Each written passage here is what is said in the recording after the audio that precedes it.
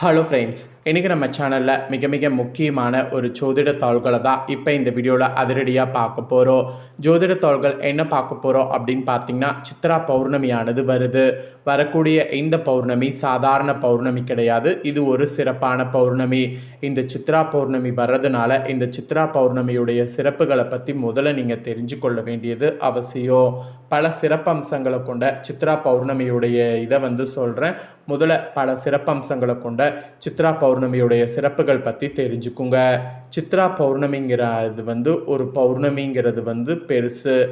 ஏன் இது பெருசு அப்படின்னு பார்த்தீங்கன்னா, இந்த பௌர்ணமியில் மற்ற பௌர்ணமியில விட நிலவு பிரகாசமாக தெரியும். ஸோ இப்பேற்பட்ட சித்ரா பௌர்ணமி அன்னைக்கு அம்பாள் வழிபாடு செய்வதால் திருமண யோகம், குழந்தை பாக்கியம் கிடைக்கும் என்பது நம்பிக்கை. அதோடு சித்திரை மாதத்தில் சித்திரை நட்சத்திரத்தோடு கூடிய சித்ரா பௌர்ணமி வந்தால் அது மிகவும் விசேஷமானதாக கருதப்படுது. இது பௌர்ணமிகளே மிக சிறப்பு வாய்ந்ததாக இன்றளவும் பார்க்கப்படுது. இந்த சித்ரா பௌர்ணமி இந்த தினத்தில் யமலோகத்தில் நம்ம புண்ணிய பாவ கணக்கை எழுதி கொண்டிருக்கக்கூடிய சித்திரகுப்தனை வழிபட்டு தான தர்மங்கள் செய்வதால் அவருடைய அருள் நம்ம பெற முடியும், நீண்ட ஆயுள் பெற முடியும். அதோடு சித்ரா பௌர்ணமி பல சிறப்பம்சங்களை உள்ளடக்கியதாக இன்றளவும் திகழ்கிறது. இப்பேற்பட்ட சித்திர மாத பௌர்ணமி தினத்தில் நீங்கள் அம்பாள் திருவுருவ சிலை அல்லது படம் இருந்தால் அதுக்கு மலர் மாலை அணிவித்து வஸ்திர ஆபரணங்கள் அணிவித்து வழிபடுவது நல்லது. அதோடு அம்பாளுக்கு மஞ்சள் கலந்த சாதம் படைத்து பானகம், கிராம்பு, ஏலக்காய், பச்சை கற்பூரம் இதெல்லாம் சேர்த்த தாம்பலம் அடங்கிய நெய்வேத்தியெல்லாம் இந்த நாளில் படைக்க வேண்டும். இப்படி சித்ரா பௌர்ணமி அன்னைக்கு அம்பாள் வழிபாடு செய்வதால் திருமண யோகம், குழந்தை பாக்கியம் கிடைக்கும் என்பது நம்பிக்கை. அதோடு சித்திரை மாதத்தில் சித்திரை நட்சத்திரத்தோடு கூடிய சித்ரா பௌர்ணமி வந்தால் மிகவும் விசேஷமானது. இப்படி பல சிறப்பு அம்சங்களை உள்ளடக்கிய இந்த சித்ரா பௌர்ணமி இந்த வருடம் 2026 மே 1 அன்னைக்கு வருகிறது. இதில் ஒரு ஸ்பெஷல் என்னன்னா, கரெக்டாக அன்னைக்கு வெள்ளிக்கிழமை. கிழமைகள்லேயே மிகவும் மங்களகரமான கிழமை வெள்ளிக்கிழமை. அந்த வெள்ளிக்கிழமையில் இந்த ஒரு பௌர்ணமி வருவது ரொம்ப விசேஷம். ஸோ வாழ்க்கையில் மாற்றம் ஏற்படணும்னு நினைக்கக்கூடிய உங்கள் ராசிக்காரங்க இந்த நாளில் செல்ல வேண்டிய பர்டிகுலரான கோவில் ஒன்று இருக்குது. அது என்ன கோவில், அந்த கோவிலுக்கு எப்படி போகணும் அப்படிங்கிறத உங்கள் ராசிக்கு சொல்கிறேன். அதையும் இந்த வீடியோவில் கன்னி ராசிக்காரங்க தெரிஞ்சுக்குங்க. ஆக்சுவலி உங்கள் ராசிக்காரங்க எத்தனையோ பிரச்சனைகள் தீர வேண்டும், ஜாதகத்தில் இருக்கக்கூடிய குறைகள் தீர வேண்டும் என எத்தனையோ கோவில்களுக்கு சென்று பரிகாரங்கள் செய்திருப்பீங்க. இருந்தும் பெரிதாக பலன் எதுவும் கிடைத்திருக்காது. இப்படி பரிகாரம் செய்வதோடு நம்மளுடைய ராசிக்கேற்ற கோவில் எது என்பதை தெரிந்து கொண்டு அந்த கோவிலுக்கு சென்று ஒரே ஒரு முறை வழிபட்டு வந்தால் வாழ்க்கையில் மாற்றம் ஏற்படும். அப்படி உங்கள் ராசிக்காரங்க எந்த கோவிலுக்கு சென்று வழிபட்டால் உங்கள் வாழ்க்கையில் நல்ல மாற்றமும் முன்னேற்றமும் ஏற்படும் என்பதை தான் இந்த வீடியோவில் சொல்ல போகிறேன். அதை இந்த வீடியோவில் கன்னி ராசிக்காரங்க தெரிந்து கொள்ளுங்க. வாழ்க்கையில் மாற்றம் ஏற்றம் ஏற்பட வேண்டும் என நினைக்காதவங்க இருக்கவே முடியாது. ஆனால் பலருக்கும் எவ்வளவு முயற்சி செய்து கடுமையாக உழைத்தாலும் வாழ்க்கை ஒரே மாதிரி தான் சென்று கொண்டிருக்கோ. மாற்றம் என்பதை, முன்னேற்றம் என்பதை ஏற்படாமல் இருக்கோ. நம்மளுடைய வாழ்க்கை எப்படியோ போய்விடுமோ, நம்ம முன்னேறவே முடியாதோ, கடைசி வரை நாம் கஷ்டப்பட்டு கொண்டு தான் இருக்க வேண்டுமோ என கலங்கக்கூடிய உங்கள் ராசிக்காரங்க உங்கள் ராசிக்குரிய கோவிலுக்கு இந்த ஸ்பெஷல் நாளில் சென்று வந்தால் மாற்றம் என்பது நிச்சயம் ஏற்படுமான்னு கேட்டிங்கன்னா கண்டிப்பாக ஏற்படும். ஒவ்வொரு ராசி நட்சத்திரத்துக்கும் ஒவ்வொரு கிரகம், தெய்வம் நன்மை தருவதாக இருக்கோ. அதுபோல் ஒவ்வொரு ராசிக்கும் ஏதாவது ஒரு கிரகம் பகை கிரகமாக இருக்கோ. இந்த பகை கிரகங்களும் பாவ கிரகங்களும் முக்கியமான கட்டங்களில் இருந்தால் பலவிதமான பிரச்சனைகளை நாம் சந்திக்க வேண்டியது இருக்குது. நம்மளுடைய முயற்சிகள் அனைத்தும் தடைப்படும். ஆனால் இந்த பகை கிரகங்களுடைய வலிமை இழக்க செய்ய தெய்வங்கள் அருள்பாலிக்கக்கூடிய கோவிலுக்கு சென்று வழிபட்டு வரணும். அதனால் நன்மை நடக்கும். அதனால தான் இந்த கோவிலுக்கு போகணுங்கிறத இவ்வளோ அழுத்தமாக உங்களுக்கு சொல்கிறேன். இந்த கோவிலுக்கு இந்த நாளில் எந்த நேரத்தில் வேண்டுமானாலும் செல்லலாம். ஆனால் இந்த கோவிலுக்கு நீங்கள் போகும்போது ஒரே ஒரு முறை சென்று உங்கள் பெயரில் அர்ச்சனை செய்து மனதார வழிபட்டு விட்டு வரணும். குறைந்தபட்சம் கோவிலில் 1 மணி நேரமாவது கோவிலில் இருந்து விட்டு வாருங்க. வாழ்க்கையில் பலவிதமான மாற்றங்கள் ஏற்படுவதையும் முன்னேற்றத்திற்கான வழிகள் ஏற்படுவதையும் காண முடியும். சரி, உங்கள் ராசிக்கு இந்த நாளில் எந்த கோவிலுக்கு செல்ல வேண்டும் என்பதை இப்போ சொல்கிறேன். தெளிவாக உங்கள் ராசிக்கு எந்த கோவிலுக்கு போகணும் அப்படிங்கிறத நோட் பண்ணுங்கள்.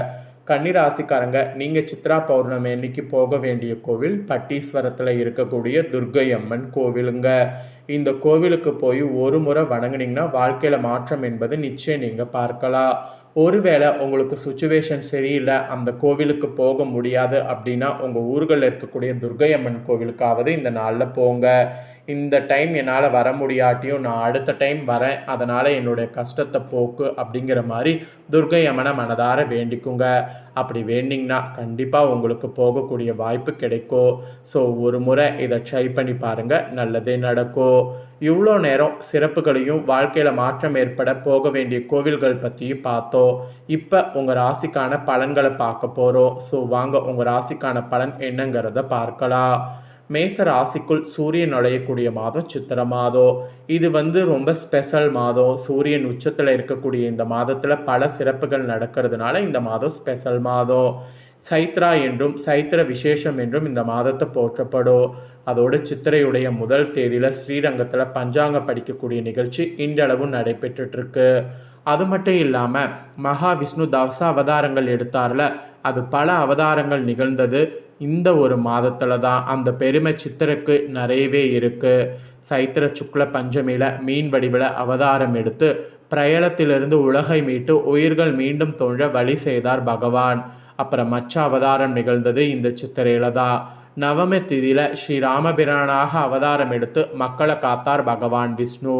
அப்புறம் திருமாலுடைய நரசிம்ம அவதாரம், பரசுராமர் அவதாரம், இந்த மாதிரி பல அவதாரம் நிகழ்ந்தது இந்த மாதத்தில் தான். அது மட்டும் இல்லாமல் ஆதிசங்கரர் ஸ்ரீராமானுஜர் அவதரித்ததும் இந்த மாதத்தில் தான். இதே போல் சித்திர மாத சித்திர நட்சத்திரத்தில் சிவபெருமான் தங்கப்பலகையில் சித்திரம் ஒன்றினை வரைந்தார். அதிலிருந்து சித்திரகுப்தன் தோன்றினார். அந்த பெருமையும் இந்த சித்திரைக்கு தான். சித்திர மாதத்தில் வளர்பிறை காலத்தில் 3வது பிறை தோன்றக்கூடிய நாளே அட்சய திருதியாக சொல்லப்படுது.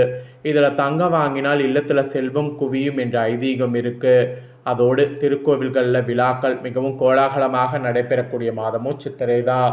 மதுரை மாநகரில் அருள்மிகு மீனாட்சி அம்மன் ஆலயத்தில் நடைபெறக்கூடிய சித்திரை திருவிழா, அழகர் கோவில் கள்ளழகர் வைகையில் எழுந்தள்ளக்கூடிய வைபவம் சித்திரை மாதத்தில் நிகழ்கிறது.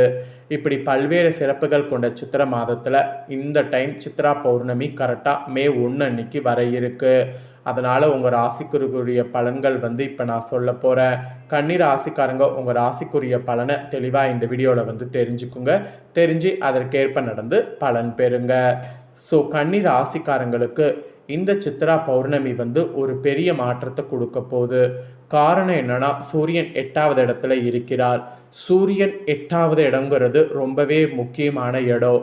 இது தொழிலில் கவனம் அதிகரிக்க வேண்டும் என்பது மெயினாக குறிப்பிடப்படுது. தொழில் செய்கிறவங்க எடுத்தோம் கௌத்தோம் அப்படிங்கிற மாதிரி முடிவு பண்ணாதீங்க. எது உங்களுக்கு கரெக்டாக இருக்கும் அப்படிங்கிறத மாதிரி பார்த்து கவனம் வேண்டும். அதிகாரிகளால் உங்களுக்கு தொல்லை உண்டாகும். ஸோ அதிகாரிகள் வகையில் ரொம்ப கவனமாக இருக்கணும். அதிகாரிகள் கிட்ட ரொம்ப அனுசரணையாக போகணும். அதை விட ரொம்ப கவனமாகவும் இருக்கணும். செவ்வாய் 4வது இடத்துல இருக்கிறார். புதிதாக நிலம் வாங்கிறதுக்கு வாய்ப்பு கிடைக்கும். அதோடு மே 19ஆம் தேதிக்கு பின்னர் உயில் மூலம் பரம்பரை சொத்து கிடைக்கும். ஸோ உயிலில் நல்லா பார்த்து இது பண்ணுங்க. உங்கள் ராசிநாதன் புதன் 7வது இடத்துல இருக்கிறார். இது சில்லறை வியாபாரம் செய்யக்கூடிய உங்கள் ராசிக்காரங்களுக்கு சிறப்படை செய்யக்கூடிய நேரம். அப்புறம் மே 26 தேதிக்கு பின்னர் தாய்மாமனால் தொல்லை உண்டாகும். அப்போல்லாம் ரொம்ப கவனமாக இருக்கணும். குரு 2வது இடத்துல இருக்கிறார். இது பணவரவும் பேச்சில் இனிமை அதிகரிக்கும். பணவரவு வரும்போது அதை சேமிங்க. பேச்சில் இனிமை இருந்ததுன்னா அது நிறைய லாபத்தை கொடுக்கும். அப்புறம் சுக்கிரன் 8வது இடத்துல இருக்கிறார். இது பெண்கள் விஷயத்தில் கவனம் தேவை, இல்லைனா உங்களுக்கு பெரிய கஷ்டம் ஏற்படும். அப்புறம் கரெக்டாக மே 6ஆம் தேதி முதல் அப்பாவின் ஆலோசனை தொழிலில் முன்னேற்றத்திற்கு உதவும். அதனால் அப்பா ஆலோசனை வைத்துக்கோங்க. சனி உங்கள் ராசிக்கு 4வது இடத்துல இருக்கிறார். வாகனங்களை பராமரிப்பது செய்து கொள்வது நல்லது. அம்மாவின் உடல் ஆரோக்கியத்தில் கவனம் தேவை. ராகு 11ஆம் இடத்துல இருக்கிறார். இது நீண்ட ஆயுள் ஆசைகள் நிறைவேறும். கேது உங்கள் ராசிக்கு 5வது இடத்துல இருக்கிறார். உல்லாச பயணம் செய்ய வாய்ப்பு கிடைக்கும். இந்த பௌர்ணமியில் உங்களுக்கு நன்மையும் நடைபெறும். அதே சமயம் உங்களுக்கு கொஞ்சம் ப்ராப்ளமும் வரும்.